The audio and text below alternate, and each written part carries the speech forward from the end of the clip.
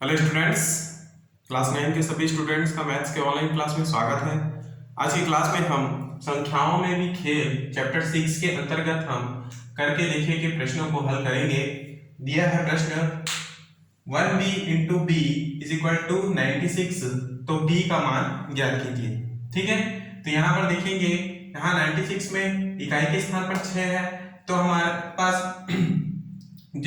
यदि 1b into B है ना, यदि हम b के स्थान पर भी क्या होना चाहिए, 6 होना चाहिए, यानी कि 1b में b इकाई के स्थान पर स्थित है। ठीक है, जिसका गुणा b से होगा। 1b में b क्या है, एक इकाई के स्थान पर स्थित है, तो इसका गुणा किससे होगा, b से होगा, और गुणनफल में इकाई के स्थान पर 6 आना चाहिए। ठीक है, जब हम इसको गुणा करते हैं तो उसके इकाई के स्थान पर क्या आना चाहिए, 6 आना चाहिए, क्योंकि 96 जो इसको गुणनफल प्राप्त हुआ है, इसके इकाई के स्थान पर भी 6 है, और यह तभी संभव होगा जब b बराबर हम 6 लेंगे। ठीक, b बराबर 6 लेने पर लिखेंगे कि 1b में b इकाई के स्थान पर है, इकाई के स्थान पर है, जिसका गुणा b से होगा, जिसका गुणा b से होगा, और गुणनफल में इकाई के स्थान और गुणनफल में इकाई के स्थान पर 6 आना चाहिए, 6 आना चाहिए, क्योंकि 96 के इकाई के स्थान पर 6 है।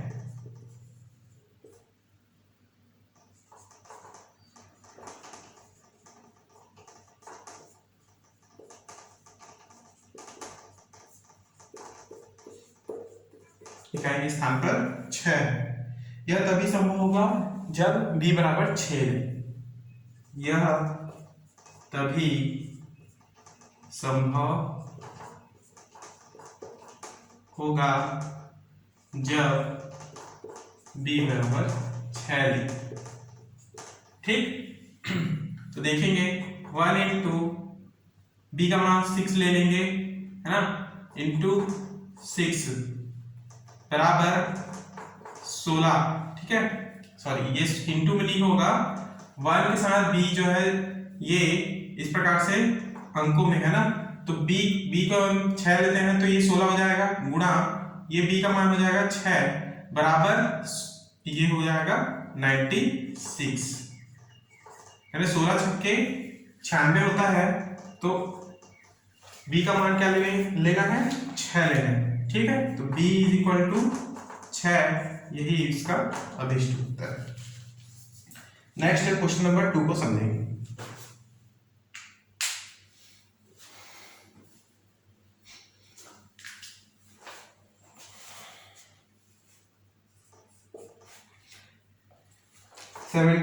m divided by 8 is equal to 9 n में m तथा n का मान ज्ञात कीजिए। m तथा n का मान ज्ञात कीजिए। ठीक, तो देखेंगे, सबसे पहले तो आप इसे इस प्रकार से लिखेंगे 73 m divided by 8 is equal to 9n। ठीक, अब हम इसको इस प्रकार से बटे में लिखेंगे, 73m बटे 8 इज इक्वल 9n को हम, जैसे कि 2 अंकों की संख्या है तो उसको हम 10a प्लस b लिखते हैं, तो यहाँ पर 10 इंटू a क्या है 9 प्लस b क्या है n, इस प्रकार से 10 इंटू 9 प्लस n लिखा जा सकता है। उसी तरह 73m मतलब 73m ये 3 अंकों की संख्या है यदि हम माने तो इसको हम किस प्रकार से लिखते हैं 100 into 7 plus 10 into 3 plus m divided by 8 is equal 10 निया 90 धन n। ठीक, अब इसको हम इंटू करते हैं तो 700 10 की 30 plus m upon 8 is equal to 90 plus n मिलता है। ठीक,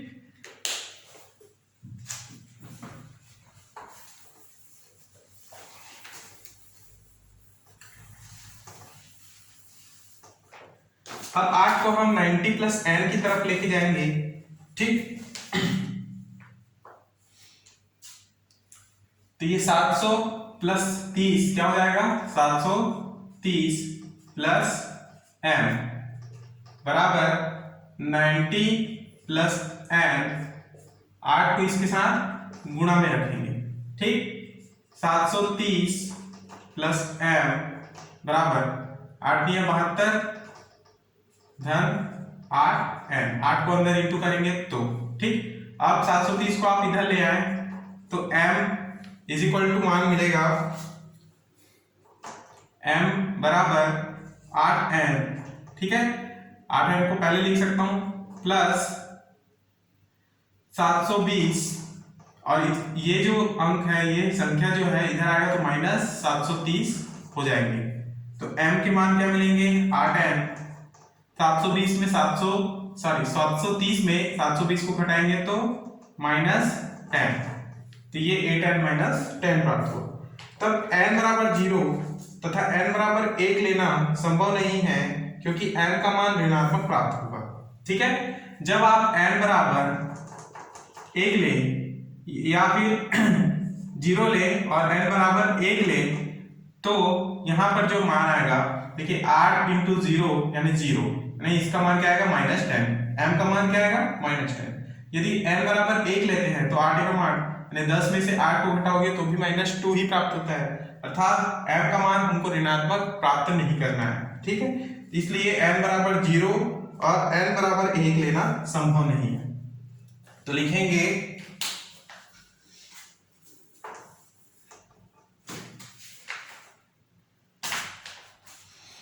कि n बराबर 0 तथा n बराबर 1 लेना संभव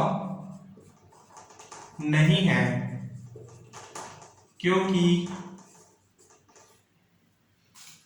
m का मान ऋणात्मक प्राप्त होता है। m का मान ऋणात्मक प्राप्त होता है। ठीक है, ऋणात्मक प्राप्त होता है, इसलिए n का मान 2 से अधिक रखें। अब यदि n का मान 0 नहीं रख सकते 1 नहीं रख सकते हैं तो n का मान 2 से अधिक रखें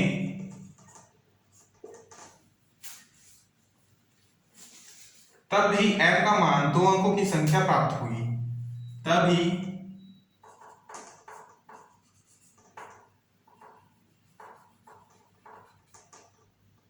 तो भी है m का मान 2 अंकों की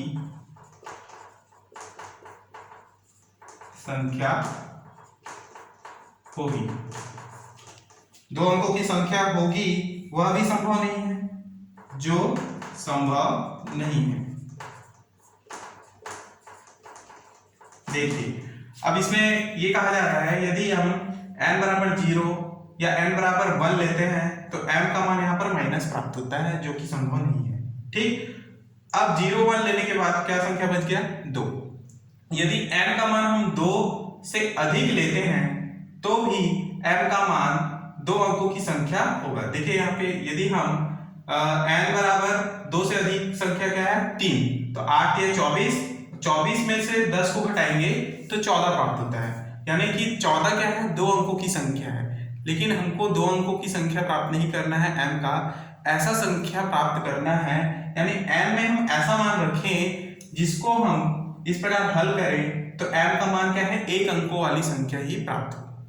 ठीक, तो ऐसे अंक होंगे, अतः n बराबर 2 ही लिया जा सकता है। ठीक, तो n बराबर यदि हम 2 लेते हैं,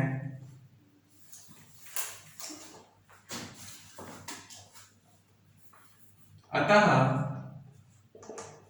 n बराबर 2 लें तो देखिए m बराबर क्या प्राप्त होगा 8 गुना 2 ऋण 10, 8 गुनी 16 ऋण 10, तो m बराबर 16 में से 10 गया 6, तो ये 1 अंक वाली संख्या है जो कि प्राप्त हुआ। m बराबर 6 और n बराबर हमने क्या रखा था 2 रखा था, तो यही इसका अभिष्ट उत्तर हो जाएगा, m और m का मान। क्लियर। नेक्स्ट हम प्रश्नावली के प्रश्नों को समझेंगे।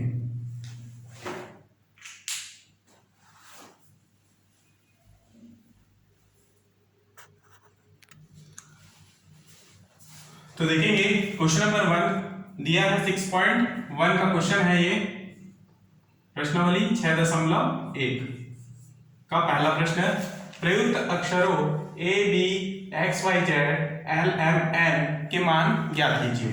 ठीक, तो प्रश्न दिया है ba प्लस 33 अपॉन 12b। ठीक, तो सबसे पहले हम इसको इस प्रकार से लिख सकते हैं कि ba plus 33 is equal to 12b। Clear. अब हम ये 2 अंकों की संख्या है तो ये अक्षर के रूप में इसको हम लोग लिख सकते हैं 10b प्लस a प्लस 33 ज्यों का त्यों 12b, यानी कि ये 1 2 3 अंकों वाली संख्या है, तो इसको हम कैसे लिखेंगे 100 into 1 plus 10 into 2 plus b। Clear. अब इसको आप हल करें तो 10b प्लस a, ठीक, 10b प्लस a और b को आप इधर माइनस कर दें तो ये माइनस b, और ये 100 को 1 से इंटू करें तो 100 प्लस 10 को 2 से इंटू करें तो 20। ठीक है, तो 100 धन 20 120। अब प्लस 33 को आप इधर ले आए तो माइनस 33 हो जाएगा। क्लियर। तो यहां से 10b में से b को घटाएंगे तो 9b प्लस a बराबर 100 और 20 120 माइनस 35। ठीक, तो क्या प्राप्त होगा 9b plus a is equal to 120 में से 33 को घटाइए तो क्या प्राप्त होगा 10 में से 3 गया 7, 1 वापस किए 12 में से 4 गया 8, तो क्या 87 प्राप्त होगा। तो 9b प्लस a हमको 87 मिले।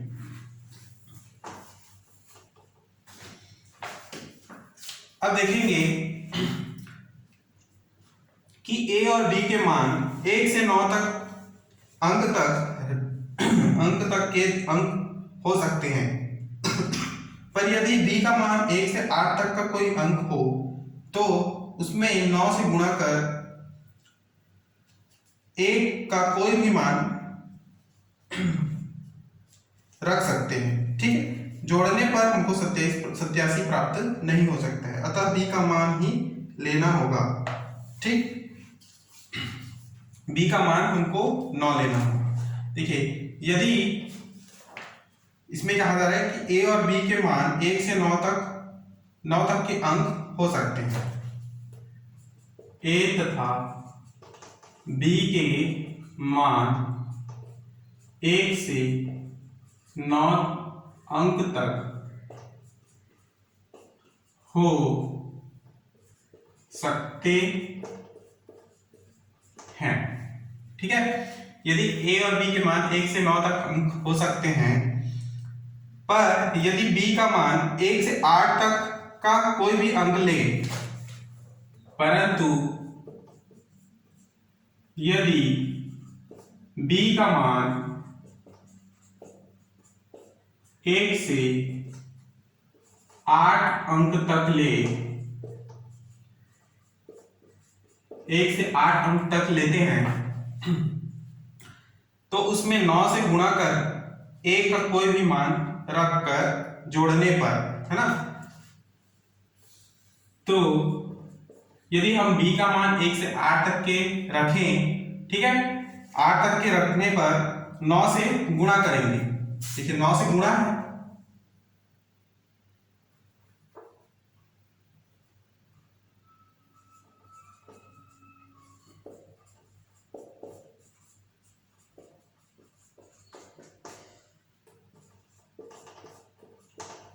नौ से गुणा कर a का कोई भी मान रख सकते हैं।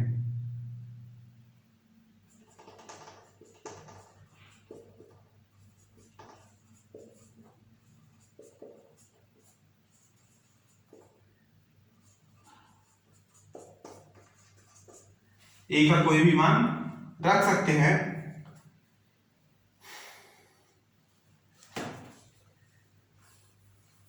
रख कर जोड़ने पर 87 प्राप्त नहीं होता है।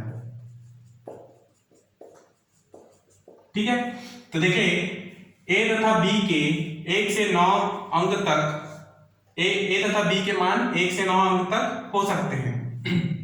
ठीक है, परंतु यदि b का मान 1 से 8 अंक तक ले तथा उसमें 9 से गुणा करके a का कोई भी मान रखकर जोड़ने पर हमको 87 प्राप्त नहीं होता है। ठीक है, 87 प्राप्त नहीं होता है, इसलिए b बराबर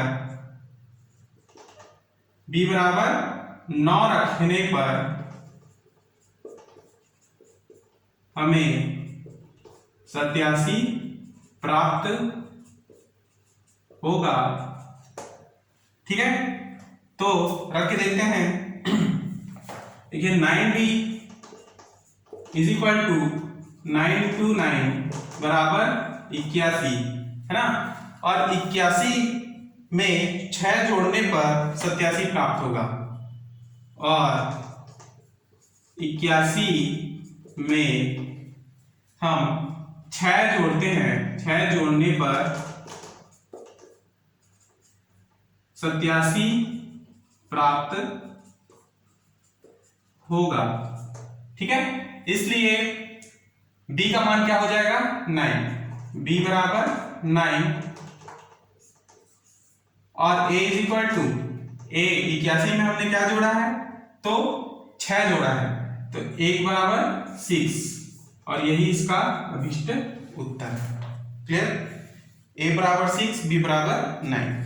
नेक्स्ट क्वेश्चन नंबर 2 को समझेंगे।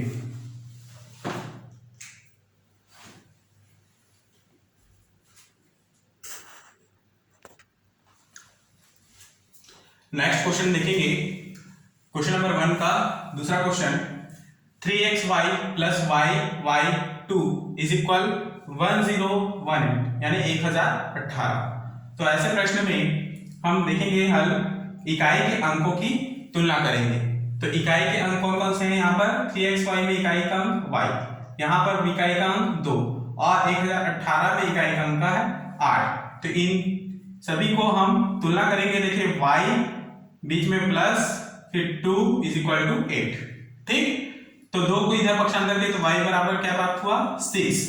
क्लियर, अब हम y का मान यहाँ पर रखेंगे जो हमारा क्वेश्चन है, तो 3x6 प्लस 662 इज इक्वल 1018 मिलता है। 662 को यानी 665 को आप इधर पक्षांतर करें तो इस पे माइनस होगा, यानी 3x6 बराबर क्या प्राप्त होगा 356।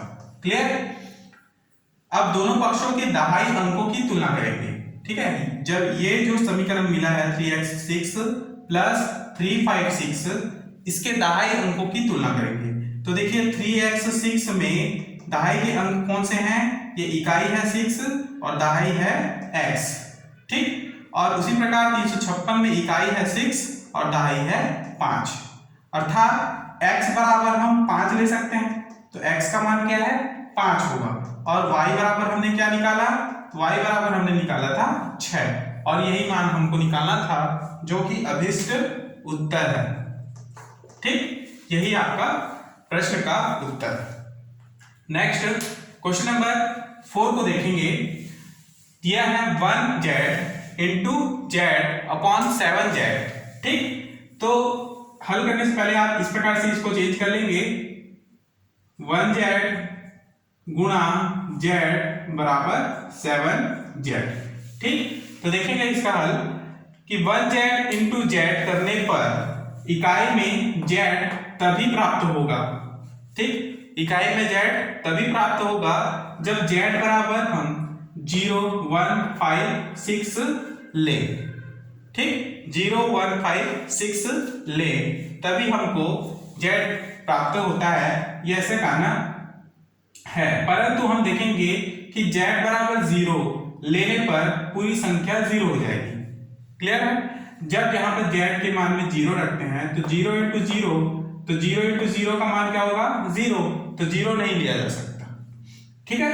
उसी प्रकार से जब 1 या 6 रखते हैं तो प्राप्त संख्या के दहाई के स्थान पर हमको 7 प्राप्त नहीं होता है, ठीक है। देखिए जब हम यहाँ पर z में 1 रखते हैं, यहाँ पर भी 1 रखेंगे, तो 1 इंटू 1 बराबर क्या मिलेगा 1 ही प्राप्त होगा, है ना। और